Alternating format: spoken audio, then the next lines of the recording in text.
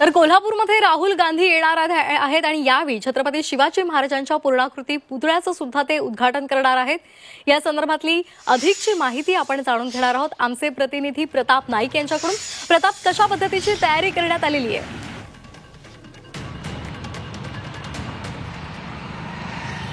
राहुल गांधी खरं तर पश्चिम महाराष्ट्राच्या दुसऱ्यांदा दौऱ्यावर येत आहेत, त्यामुळे काँग्रेसचं फोकस जे आहे ते आपण पाहतो की पश्चिम महाराष्ट्रावर असणार आहे।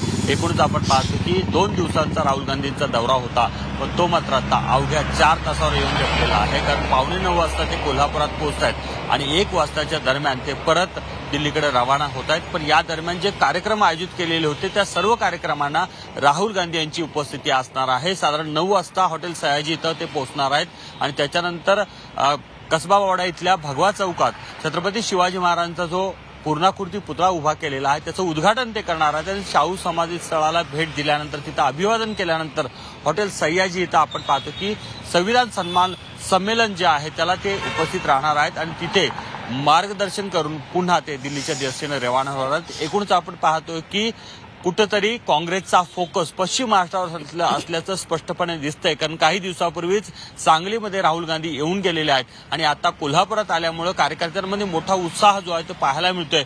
पण कालचा दौरा रद्द झाल्यामुळे काही कार्यकर्ते नाराज झाले, पण पुन्हा आज सकाळपासून पुन्हा हे कार्यकर्ते हळूहळू येऊ लागलेले आहेत। अगदी धन्यवाद प्रताप, आपण दिलेल्या या सविस्तर माहितीसाठी।